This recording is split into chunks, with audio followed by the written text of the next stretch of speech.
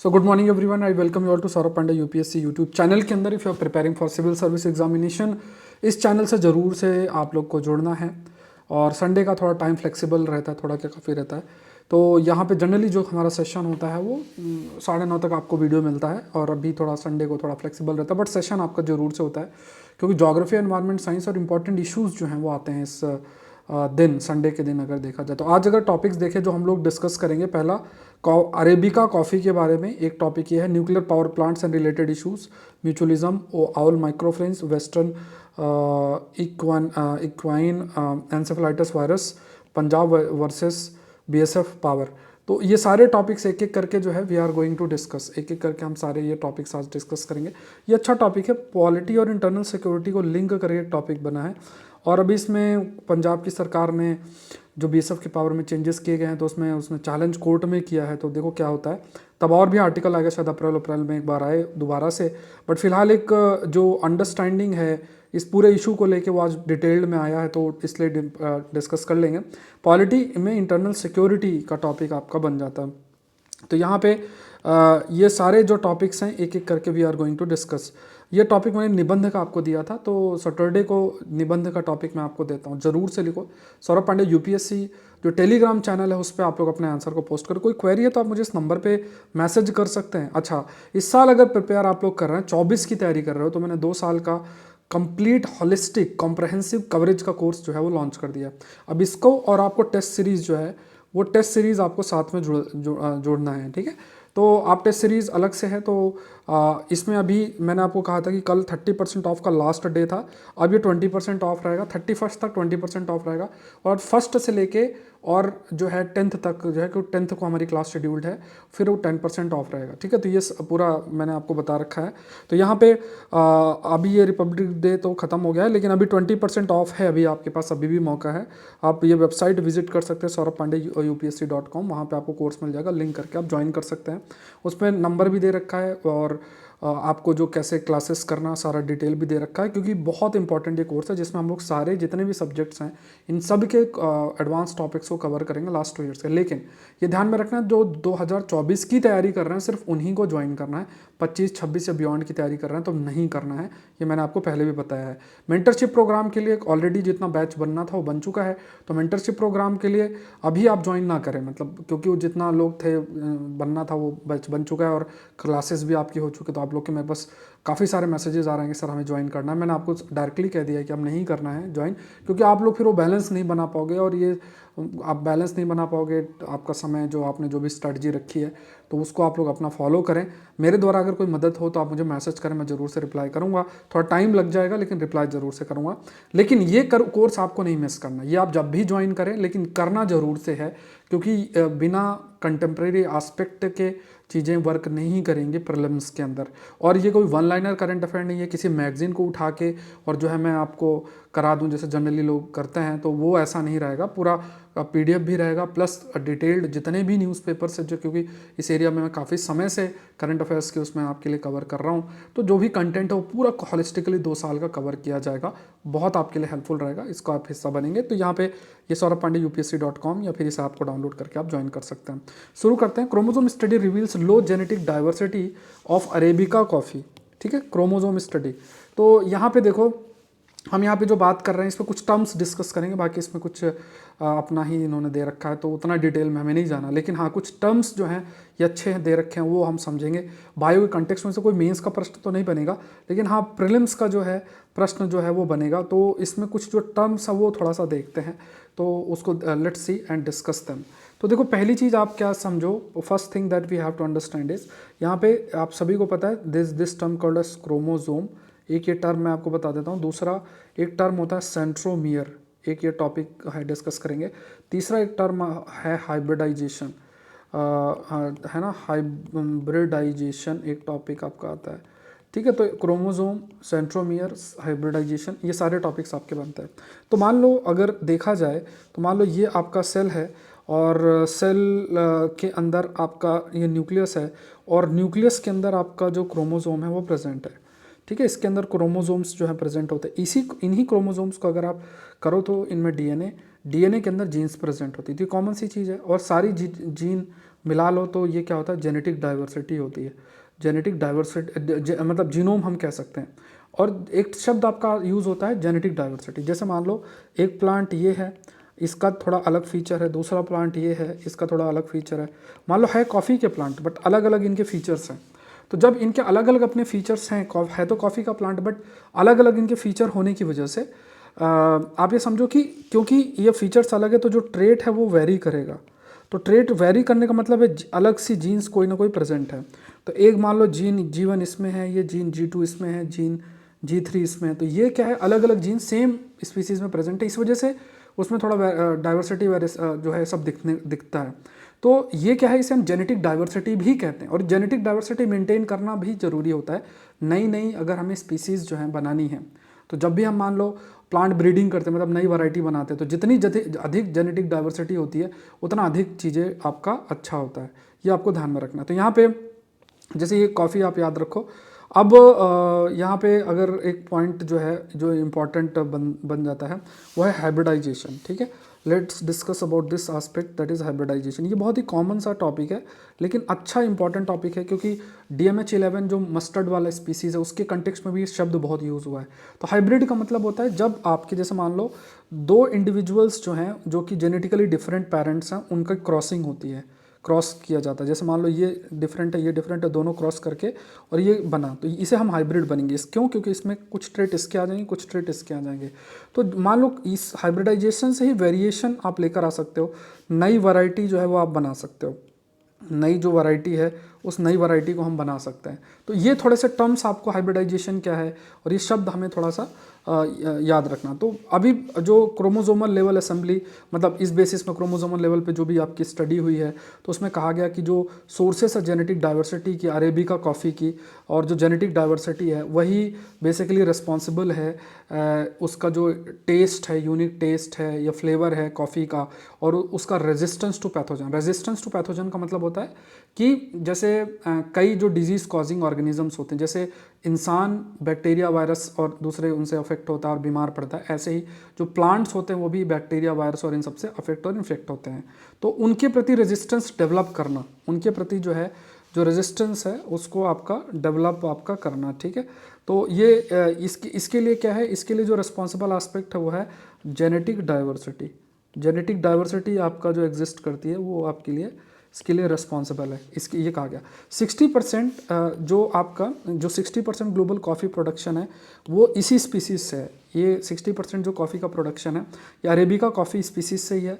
Commercial जो coffee है mainly produce कहाँ पे होती है, कॉफ़ी कैनेफोरा और कॉफ़ी अरेबिका, जिसे हम रोबस्टा और कॉफ़ी अरेबिका कॉफ़ी भी बोलते हैं। ये देखो ये सब याद रखना, मेंस में तो इसमें कोई प्रश्न नहीं बनेगा, लेकिन आज के ज़माने में जो प्रीलिम्स के लोग थोड़ा सा बाउंसर टाइप क्वेश्चंस बनाते हैं वो यही न्यूज़पेपर में कुछ ना कुछ चलता रहता है, तो ये यहाँ से प्रश्न बन जाता है। और मैंने आपको कहा कि जो पुराने ज़माने से जो लोग पढ़ा रहे हैं वो उनका माइंड ये समझने के लिए तैयार नहीं है, वो बस अपने थॉट प्रोसेस को या आप मानो कि अपना जो बिलीफ है उसको मतलब उसको प्रूव करने के लिए वो ऐसे डेटा को लेकर आ जाएंगे जो उनके बिलीफ को प्रूव करे। जैसे उनका ये मानना रहता है कि कोई बात नहीं, न्यूज़पेपर पढ़ना इतना ज़रूरी नहीं, कोई मैगजीन से पढ़ लो, तो उसको प्रूव करने के लिए वो कुछ ना कुछ आपको दे देंगे कि बोले ये इसलिए ऐसा होता है। कहीं भी ऑफलाइन क्लासेस करोगे तो वहाँ भी यही बोला जाएगा, नहीं न्यूज़पेपर ये सब पढ़ने का इतना ज़रूरत नहीं है भी तो थोड़ा पलट के देख लो। लेकिन आप पेपर देखो, न्यूज़पेपर में ये सब चीज़ें क्या कर रही हैं, ये सब कंटेंट क्यों पूछा जा रहा है, क्यों दे रहे हैं, ये लोग पागल तो नहीं है ना। तो यहाँ पे अब कोई कॉमन आदमी तो ये सब नहीं पढ़ेगा।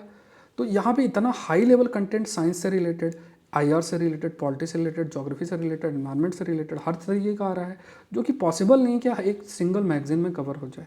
तो अगर हम एक पेपर को, मान लो मैं हिंदू सेशन आपको ले रहा हूँ, आप एक चीज़ को अगर रेगुलर फॉलो करोगे तो उससे फ़ायदा आपके लिए सबसे इंपॉर्टेंट ये रहता है कि आपका स्टैटिक के साथ ये चीज़ें कवर होती चली जाएंगी। ये बहुत इंपॉर्टेंट। दूसरा, जब वन लाइनर चीज़ें, मान लो अवार्ड्स हैं, स्पोर्ट्स की न्यूज़ है, इसके लिए आपको नोट्स नहीं बनाने हैं।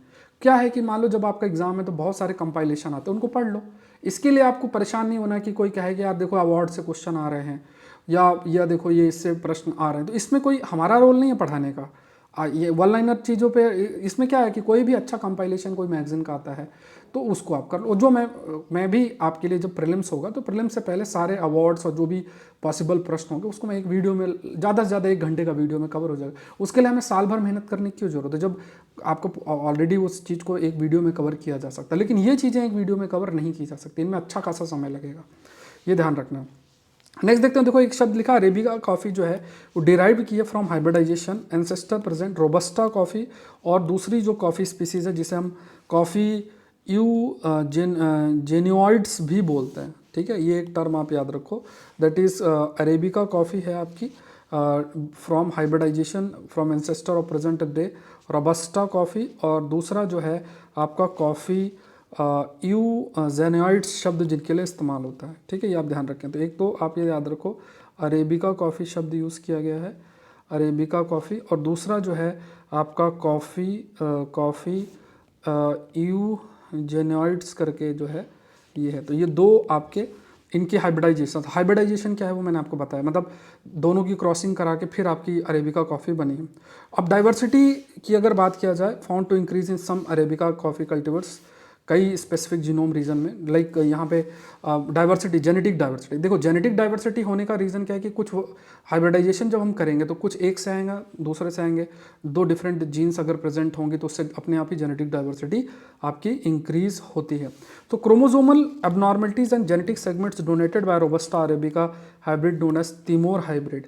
तो यहाँ पे ये भी आपका हाईलाइट किया गया, ये बहुत इंपॉर्टेंट एस्पेक्ट है। पहली चीज़ तो याद रखना कि जो डाइवर्सिटी है ये found to increase in some arabica coffee cultivar at specific genomic region due to 2 different source of variation. अब ये थोड़ा इंटरेस्टिंग है, जो मैंने आपको बार बार कह रहा हूँ, इसको डायग्राम से समझ लोगे तो एक बार और बता देता हूँ। देखो मान लो एक क्यों इसमें डाइवर्सिटी है, क्योंकि देखो एक ये पेरेंट है, ये दूसरा पेरेंट, हाइब्रिडाइजेशन से ही ये अरेबिका कॉफ़ी बन रही। तो कुछ जीन इससे आएंगे, कुछ जीन इससे आएंगी, तो अपने आप ये जो हाइब्रिड है इसमें वेरिएशन होगा। तो यही लाइन इसमें लिखी हुई है कि बेसिकली जो दो डिफरेंट सोर्सेस हैं वेरिएशन के जो प्रेजेंट है, इस वजह से ही जो डाइवर्सिटी है अरेबिका कॉफ़ी में इंक्रीज हो रही है।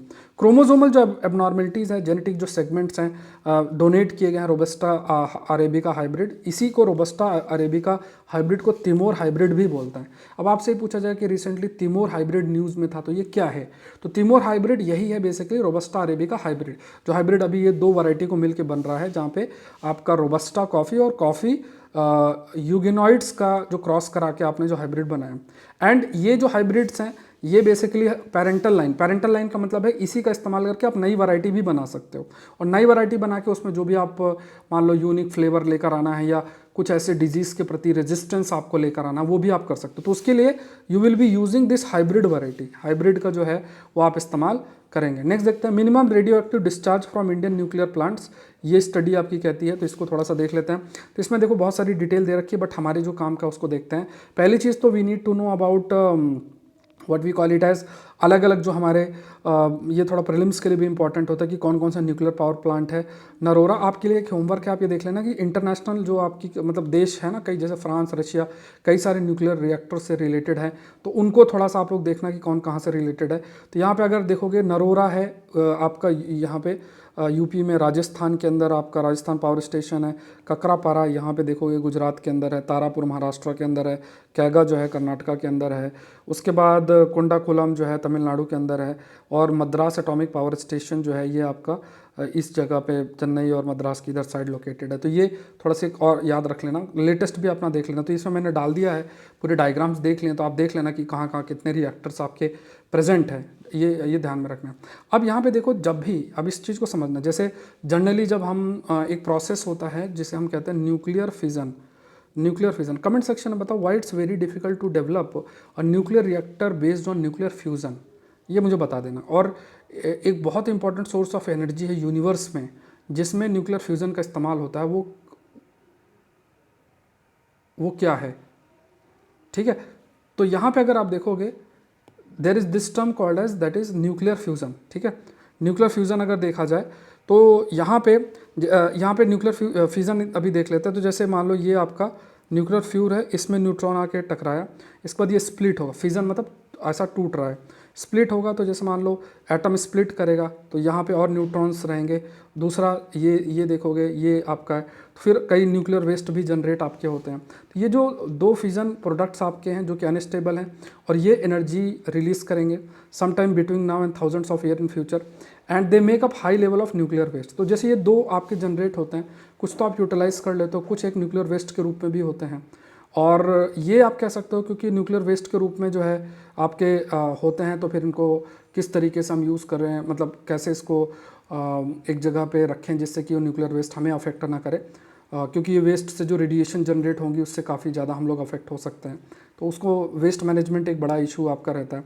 तो जैसे जब मान लो कि ये यूरेनियम है, अब ये दो में स्प्लिट हुआ है, ये देख लेते हैं, सीजियम स्ट्रोंडियम, फिर कई फ्री पार्टिकल्स है, हीट जनरेट होता है, जो हीट का इस्तेमाल स्टीम जनरेट करने के लिए होता है, जिससे कि आपका पानी गर्म होता है, स्टीम बनती है, टरबाइन रन होती है और इलेक्ट्रिसिटी प्रोड्यूस होती है।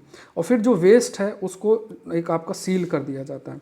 लेकिन ये भी कहा गया कि कई जो एरिया पे ये जो वेस्ट जनरेट होता है ये पूरे एटमॉस्फेयर में फैल जाता है। इस टाइप से एटमॉस्फेयर में मान लो आपका ये फैल गया तो ये कई प्रकार के मान लो ये रेडिएशन से स्प्रेड हो सकता है और ये नुकसान भी कर सकता है। अगर न्यूक्लियर वेस्ट की साइकिल देखें तो 3% हाई लेवल वेस्ट होता है, मतलब जो फ्यूल है उसमें कुछ यूज़ हो गया, कुछ नहीं यूज़ हो पाया तो वो उसको दोबारा यूज़ किया जा सकता है। 7% इंटरमीडिएट लेवल होता है, like used filter, steel component, ये सब चीज़ें आती हैं। 90% लो लेवल वेस्ट होता है जो कि कंटेमिनेटेड होता है, उसका इतना इस्तेमाल नहीं कर सकते। तो ये जो वेस्ट है 90%, क्योंकि मान लो हाई लेवल वेस्ट है इसका भी आप यूज़ कर सकते हो, इंटरमीडिएट लेवल वेस्ट में कुछ चीज़ें इस्तेमाल हो सकती है, बट 90% जो ये लो लेवल वेस्ट है इसको हमको थोड़ा सा मैनेज करना पड़ेगा, रिसाइकिल टाइप आपको करना पड़ेगा। अभी जो स्टडी हुई है उसमें कुछ चीज़ें आपकी हाईलाइट की गई, ये चीज़ तो बाकी आप कर लेना, लेकिन इसमें कहा गया कि study focused on the concentration of fission product and neutron activated nuclides with in 5 kilometre of each nuclear. मतलब ये न्यूक्लियर रिएक्टर है ना, इसके 5 किलोमीटर तक ये जो अलग अलग, जैसे मान लो ये ना, इस केस में ये आपके रिलीज़ हो रहे हैं सीजियम, स्ट्रोंटियम, या फिर यहाँ पे देखोगे तो ये 2 सीजियम और ये क्रिप्टॉन करके रिलीज़ हो रहा है। तो कहा गया कि 5 किलोमीटर तक ये प्रेजेंट है। एंड ये जो liquid discharge consist of fission product जिसमें रेडियो आयोडाइन, ट्राइटियम, स्ट्रोंटियम, ये सीजियम, ये सब आपके प्रेजेंट है, cobalt 60 and in air particular average जो रेडियो न्यूक्लियोटाइड्स हैं, एवरेज आयोडीन है एक्टिविटी कंसंट्रेशन है वो आपकी बिलो है पर क्यूबिक मीटर। सीजियम की बात करें तो ये है। तो यहाँ पे देखो कुल मिला के क्या देखना है कि जो चीज़ हाईलाइट की जा रही कि जो भी न्यूक्लियर रिएक्टर होता है उसके आसपास का जो रीजन है, इसलिए यहाँ वहाँ पे प्रयास यही होना चाहिए कि हैबिटेशन ना हो, एटलीस्ट 5-10 किलोमीटर तक हैबिटेशन नहीं होना चाहिए, लेकिन कुछ जगहों पे हो सकता है, ये तो देखने वाली बात है।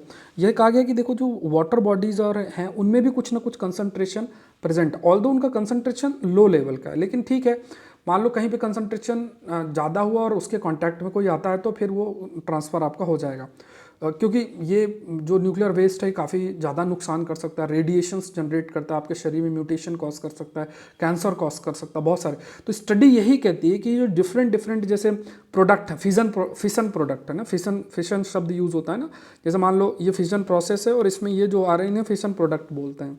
तो ये फिजन प्रोडक्ट ऐसे बहुत सारे हैं अलग अलग, जैसे जैसे हम यूज़ करते हैं फ्यूल को, तो argon 41, radio iodine, particular radio nucleotide, cobalt 60, strontium 90, caesium 137, tritium, ये सब जो है आपका फिशन प्रोडक्ट जो है आपका रिलीज़ होता है। ठीक है, फिशन जो प्रोडक्ट है वो आपका अगर देखा जाए तो फिशन प्रोडक्ट आपका रिलीज़ होता है, ये ध्यान रखना। नेक्स्ट देखते हैं, invasion of non native species can lead to ecosystem shift. ठीक है, invasion of non native species can lead to ecosystem shift. तो यहाँ पे अभी एक टर्म जो यूज़ होता है जिसे म्यूचुअलिज्म कहते हैं, पहले जो लिखा है उससे पहले ये एनवायरनमेंट का टॉपिक है, तो म्यूचुअलिज्म है। म्यूचुअलिज्म का मतलब है ऐसा रिश्ता जिसमें दोनों का बेनिफिट होता है। जैसे मान लो ये जो बैक्टीरिया हमारे इंटेस्टाइन में प्रेजेंट है तो हमें भी फ़ायदा है, बैक्टीरिया बहुत पॉजिटिव रोल प्ले करते हैं और हम उनको शेल्टर दे रहे हैं। बीज और फ्लावर का रिश्ता, क्लाउन फिश और एनीमोन का रिश्ता, एंड्स और एफिड्स का रिश्ता, लाइकेन, फंजाई और एल्गी का रिश्ता, ये सब ऐसे रिश्ते हैं जिनमें आप कह सकते हैं कि दोनों का बेनिफिट है, म्यूचुअलिज्म जो है वो देखने को मिलता है। सो यहाँ पे कहा गया कि अभी जो स्टडी कहती है Kenyon conservancy invasive big headed ant species disrupted a mutualism between ends and acacia tree. तो यहाँ पे कहा गया कि एक बिग हेडेड एंट स्पीसीज, मतलब एक बड़ी जो एंट है, मतलब चींटी है, उसने एक म्यूचुअलिस्टिक जो रिलेशन एग्जिस्ट करता था अकेशिया ट्री और एंट्स के बीच में, छोटी जो चींटियाँ होती हैं और अकेशिया ट्रीज के बीच में, उसको उसने डिसरप्ट किया। अब इसमें जो ये जो नेटिव एंट्स हैं ये प्रोटेक्टेड ट्रीज फ्रॉम ग्रेजर्स, जैसे मान लो पेड़ है, पेड़ में ये छोटी छोटी एंट्स प्रेजेंट हैं, तो इस एंट्स के प्रेजेंस की वजह से जो पेड़ को खाने वाले जानवर आते थे वो दूर भागते थे।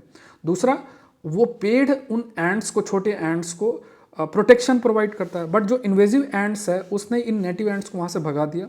एंड जो ट्रीज हैं they were left vulnerable to overgrazing by elephants, मतलब एलिफेंट्स और ये, क्योंकि आप देखते हो ना कि कहते हैं ना कि हाथी चींटी से डरता है, तो मान लो उस पेड़ के आसपास अगर चींटियां हैं तो वो हाथी नहीं आएगा।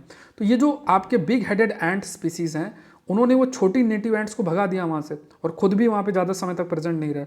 इस वजह से व्हाट हैपेंड कि जो एलिफेंट है वो आके वो जो पेड़ है उनकी पत्तियाँ खाने लग गया, पेड़ टूटने लग गए, ये देखने को मिला। एंड इससे धीरे धीरे जो है आप कह सकते हैं due to more open landscape lions were left without hiding places stalk their preferred preys of zebra. तो ये भी हो गया कि जैसे अब वो पेड़ नहीं बचे, क्योंकि पेड़ को टूट गए, नीचे गिरे, डिकम्पोज हो रहे हैं, तो पेड़ ज़्यादा नहीं बचे। तो जो लायन प्रेजेंट है, तो क्योंकि जंगल आपका घना नहीं है, तो लायन को उसके प्रे देख, मतलब जो उनके खाने में, जैसे जेब्रा को लायन खाता, तो जेब्रा दूर से देख रहा है उधर न लायन बैठा हुआ है, तो वो पहले ही भाग जाते हैं। तो इससे पूरा का पूरा आपका ये आप देखो कि पूरा जो ये इकोलॉजिकल सिस्टम है वो अफेक्ट होता है। तो अब इसमें देखो कई बार प्रश्न आपके मेंस में भी आ सकता है कि व्हाट बेसिकली इज जो इन्वेजिव स्पीसीज है उसका क्या नेगेटिव इम्पैक्ट है, उसके इम्पैक्ट पे अगर कोई प्रश्न आता है तो आपको ये सब का एग्जांपल कोट कर सकते हो। तो ये बहुत इंटरेस्टिंग एग्जांपल है। आई होप ये आप लोग को समझ में आया होगा। कमेंट सेक्शन आप लोग जरूर से करें, कब सेशन अटेंड करते हैं, कैसी प्रिपरेशन चल रही है, 25 की कौन तैयारी कर रहा है। आप जरूर से अटेंडेंस जरूर से देंगे कब आप सेशन अटेंड करते हैं, और हाईलाइट वहाँ पे करें कि खास तौर से कि आप किस कॉलेज से हैं और कब सेशन अटेंड करते हैं। देखो पार्टिसिपेशन बना के रखो, एटलीस्ट तो सही रहता है। मैं भी नाम रीड करता हूँ तो अच्छा भी लगता है। और आप लोग ज़रूर से जो है सेशन अगर लाइक कर रहे हैं, चैनल को भी ज़रूर से जो है सब्सक्राइब करें। अब नेक्स्ट देखते हैं साइलेंट फ्लाइट। ये एक टॉपिक है, इसमें कोई मेंस का प्रश्न नहीं बनेगा। इसमें बेसिकली जो इसमें डायग्राम, चलो एक ही डायग्राम है, मैं इसमें 2 डायग्राम डाले थे कि जो उल्लू होता है ये जब उड़ता है तो इतना साइलेंटली उड़ता है कि पता ही नहीं चलता है। तो ये स्टडी कर रहे हैं, बहुत साइंटिस्ट जो हैं वो स्टडी कर रहे हैं। इसमें कुछ पॉइंट्स लिखे हैं, उसको हम लोग थोड़ा सा डिस्कस करते हैं। तो आउल जो विंग्स हैं ये make no noise while flying, मतलब जो आउल विंग्स हैं वो बिल्कुल भी नॉइज नहीं करते हैं फ्लाइंग करते समय। Enabling them to accurately locate their prey, क्योंकि देखो कोई प्रे है अगर उसको पता चल जाए कि समझ रहे हो कि अगर मान लो वो पता ही चल जाए लाइक है ना, तो कि ये जो है कोई आ रहा है उनको मार रहे हैं तो वो भाग जाएगा। तो ये इतना साइलेंटली जाते हैं, इतना ऐसे उड़ते हुए कि पता ही नहीं चलता।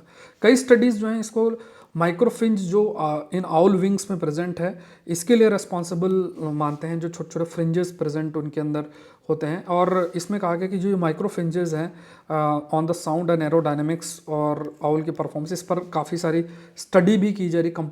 जो कंप्यूटर का जो मॉडल है उसके बेसिस पे भी स्टडी किया जाता है। बट ये कहा गया कि ये जो फ्रिंजेस हैं, जो किनारा है, जैसे ये आपके कह सकते हो ना किनारे किनारे ये जो फ्रिंजेस हैं, माइक्रो फ्रिंजेस जो ये किनारे किनारे प्रेजेंट होता है, इनका बहुत बड़ा रोल है। और इसमें कहा गया कि जो ट्रेलिंग एज फ्रिंजेस हैं इसने जो नॉइज़ लेवल है आउल विंग का उसको काफ़ी रिड्यूस आपका कर दिया। अब देखो ये जब स्टडी हो जाएगी और इसमें अगर मान लो चीज़ें समझ में आ जाती तो ये जो ट्रेलिंग एज फ्रिंजेस हैं इसी कंसेप्ट को एज में जो फ्रिंजेस प्रेजेंट होती हैं तो इसी कंसेप्ट को स्टडी करते हुए एयरक्राफ्ट्स और इन सब चीज़ों को भी बनाया जा सकता है। तो यही जो चिड़िया ये सब जो उड़ते हैं ना, इन्हीं को स्टडी करके और फिर हम लोग भी जो बहुत सारे जो ऐसे एरोप्लेन्स और बहुत सारी चीज़ें हम लोग बना पाते हैं। नेक्स्ट देखते हैं western equine encephalitis outbreak in Argentina. Again I am stating this point कि हमारा जनरली मंडे टू सैटरडे 9:30 तक वीडियो आ जाता है। सुबह 5 बजे, आप 5 से 7 बजे के बीच में आपका सुबह ये 5 AM सीरीज़ आ जाती है। तो ये आपका डेली बेसिस में रहता है। संडे को टाइम फ्लेक्सिबल रहता है, तो ये है। और अभी मैं कई सारे स्टैटिक सब्जेक्ट्स भी आपको फ्री यूट्यूब के अंदर कवर कराऊंगा, बहुत इंटरेस्टिंग, आपको मज़ा आएगा उनको करने में। तो वो वीडियोस भी डालना स्टार्ट कर दूंगा जल्द से जल्द।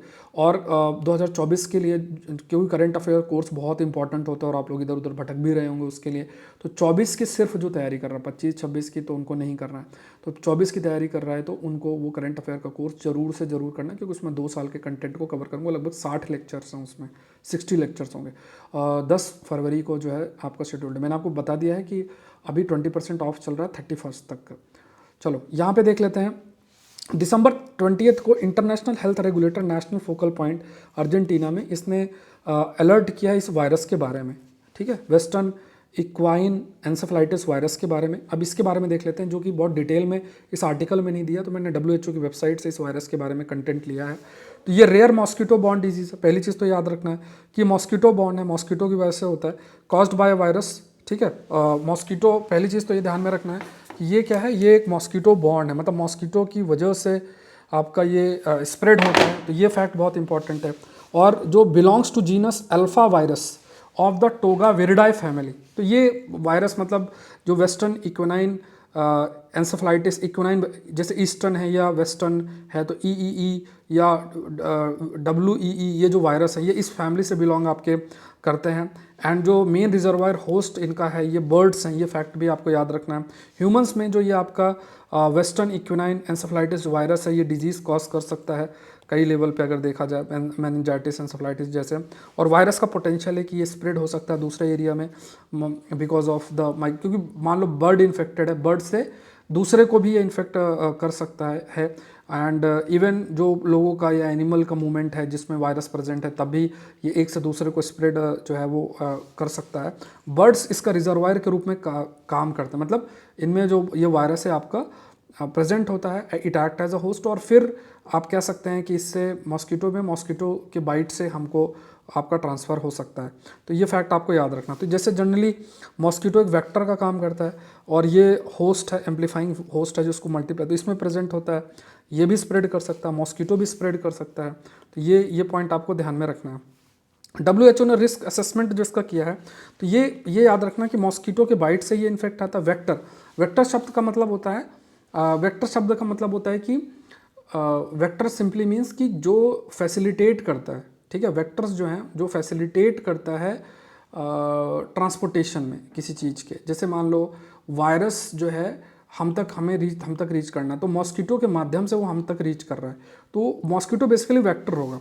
तो प्रिंसिपल जो वेक्टर है वो कुलेक्स टार्सालिस है, और मल्टीपल वेक्टर्स हैं जो इसके कंट्रीब्यूट करते हैं, एडिस मेलानी, मॉन, एडिस, डॉर्सालिस, ये सब अलग अलग इसमें वेक्टर्स आपके प्रेजेंट हैं, और ये मेंटेन करते हैं सर्कुलेशन ऑफ द वायरस को मेंटेन भी करते हैं। ह्यूमन और इक्वेनाइन जो है it act as a final reservoir of the virus, जो कि वायरस के transmission incapable of transmitting the virus to mosquitoes. तो ह्यूमन है, इक्वेनाइंस बेसिकली ये क्या है, they act as a reservoir of the virus, मतलब बर्ड्स और ये humans they act as a reservoir of the virus, although उनसे स्प्रेड जो होता है like incapable of transmitting virus to the mosquito. तो ये भी फैक्ट है। और ख़ास तौर से जो लोग बाहर आउटसाइड वर्क एक्टिविटीज़ में इन्वॉल्व हैं, जो कि मॉस्किटो के एक्सपोजर कर सकते हैं, एक्सपोज्ड रहते हैं, उनको मच्छर काटेगा और उससे ये आपका स्प्रेड हो सकता है। तो ये फैक्ट भी याद रखना है। ये जो वायरस है आउटब्रेक अगर देखा जाए तो humans generally present in isolated cases with modern symptoms and most infections are asymptomatic. पहले तो कोई भी ऐसा इन्फेक्शन देखने को नहीं मिलता है, लेकिन कई बार ये दिमागी लेवल पे जैसे दिमागी बुखार और इस टाइप की स्थिति बन जाती है। कई बार ये है फीवर आ गया, मेंटल स्टेटस अफेक्ट हो गया, है ना, तो ये सब चीज़ें हैं। कई बार मूवमेंट डिसऑर्डर, मूव कर रहे हैं उसका मूवमेंट डिसऑर्डर भी एक फैक्ट याद रखना है।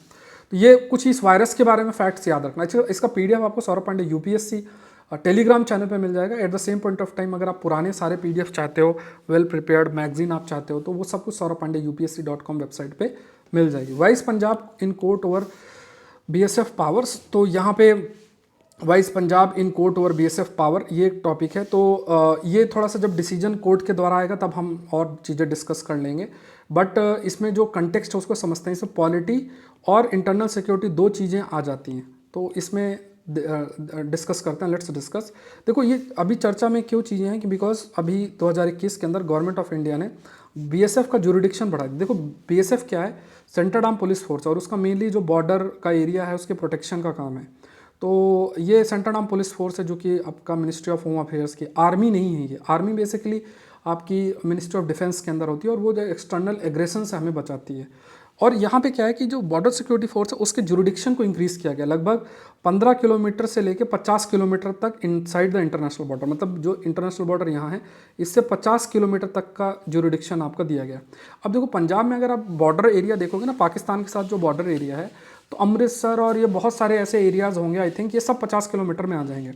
ये सेम सा प्रोसेस इन्होंने गुजरात में भी किया, लेकिन गुजरात और पंजाब में अंतर क्या है कि गुजरात में ज़्यादातर जो एरिया है जो 50 किलोमीटर के अंदर आता है उसमें आप ये कह सकते हो कि जो है यू कैन से दिस कि वहाँ पे पॉपुलेशन बिल्कुल भी नहीं है, तो वहाँ पे ऐसा बीएसएफ अपना रोल प्ले कर सकती है। लेकिन पंजाब का जो एरिया है वहाँ पे 50 किलोमीटर में हाईली डेंस पॉपुलेशन है, तो स्टेट का ये भी है कि ऐसा जो है तो हमारी पुलिस का पावर इससे चला जाएगा, सेंटर का इंटरफेरेंस होगा और ये फेडरलिज्म के प्रिंसिपल के खिलाफ है, ऐसा कहा गया है। तो यहाँ पे अभी एक केस रखा गया, ऑनरेबल कोर्ट क्या इस पर कहती है वो तो हम बाद में डिस्कस करेंगे। ऑल दो पंजाब का ये कहना है कि स्टेट्स का पावर ली जा रही, पुलिस का पावर जो लिया जा रहा है, पुलिस और law and order state subject है शेड्यूल 7 में लिस्ट 2 एंट्री 2 और एंट्री 1 एंड 2 की बात करें। पंजाब ने इसको चैलेंज भी किया, इसका कॉन्स्टिट्यूशनल वैलिडिटी को चैलेंज भी आपका किया गया है, जिसमें सेक्शन 139 जो है बॉर्डर सिक्योरिटी एक्ट 1968 उसमें बदलाव आपका किया गया है। उसके अलावा और भी एक्ट्स हैं, जैसे ये एक्ट्स लिखे हुए हैं आप देख लेना, इसमें भी चेंजेस किए गए हैं। जैसे मान लो कोई बॉर्डर से निकल कर और ड्रग ट्रैफिकिंग, ह्यूमन ट्रैफिक कुछ ऐसे करता है तो 50 किलोमीटर तक बीएसएफ की जो है आपकी जुरिडिक्शन आ जाती है। तो ये सब लेवल पे जितने भी एक्ट हैं इनमें चेंजेस करके और मतलब इसमें बीएसएफ को भी पावर और ड्यूटीज़ असाइन की गई हैं इसके तहत। अब पंजाब ने चैलेंज भी किया है, तो इसमें जो लॉ सूट फाइल किया गया आर्टिकल 131 ऑफ द कॉन्स्टिट्यूशन, और पंजाब ने इसको चैलेंज किया है कि जो भी ये नोटिफिकेशन है मिनिस्ट्री ऑफ होम अफेयर्स के अंदर under the section 1 of section 139 of BSF act, तो पंजाब ने सबमिट किया है कि जो इफेक्ट है और ये जो इम्पैक्ट है इससे जो स्टेट का पावर है वो आपका जाएगा। और है ना, क्योंकि मोर देन 80% एरिया जो है बॉर्डर डिस्ट्रिक्ट ही हैं पंजाब के, तो आप सारा का सारा जो है वो बीएसएफ के अंडर चला जाएगा, तो पुलिस का क्या पावर होगा, स्टेट का क्या रोल होगा, ये एक फैक्ट है। तो जो मैंने अभी गुजरात वाला पॉइंट आपको बताया ना, ये सबसे एक बड़ा पॉइंट है, क्योंकि जो भी देखा जाए तो स्टेट में जो जिम्मेदारी पुलिस की होती है, तो बीएसएफ का अगर इतना ज़्यादा इंटरफेरेंस अगर मान लो इंक्रीज़ हो जाता है, तो ये कहा गया कि कहीं ना कहीं जो हमारे फेडरल प्रिंसिपल है, ये पंजाब का सरकार का जो पावर है that will also be diluted. Punjab का कंसर्न जो मैंने अभी आपको बताया यही चीज़ गुजरात के कंटेक्स्ट में लिखा हुआ है।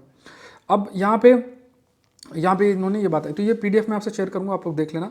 कोई क्वेरी है तो आप मुझे इस नंबर पे रीच कर सकते हैं। सैटरडे को मैं आपको निबंध लिखने के लिए देता हूँ, तो जरूर से लिखें। Saurabh Pandey UPSC telegram channel पे लिखें, आप पोस्ट कर सकते हैं। ये कोर्स नहीं मिस करना, रॉ पीडीएफ आपको Saurabh Pandey UPSC telegram channel पे मिलेगा, नीचे लिंक सारा दिया हुआ है।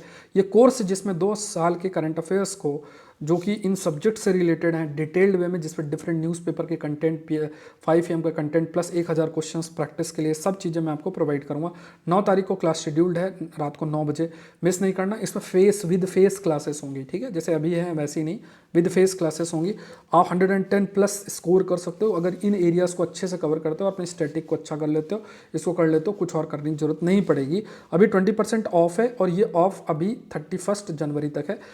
1 से लेके और फिर 10th तक जो ऑफ रहेगा वो 10% रहेगा। ये मैं आपको पहले से ही बता दे रहा हूँ, जिससे कि आप अपना जो है डिसीजन मेकिंग कर सकें। जो लोग मेंटरशिप प्रोग्राम का हिस्सा हैं, जिनको मैंने पहले भी कहा था कि जो मेंटरशिप प्रोग्राम का जो लोग हिस्सा हैं उनको फिर हम अलग तरीके से है उनका, तो saurabhpandeyupsc.com इस पे जाके आप लोग ज्वाइन कर सकते हैं, ठीक है।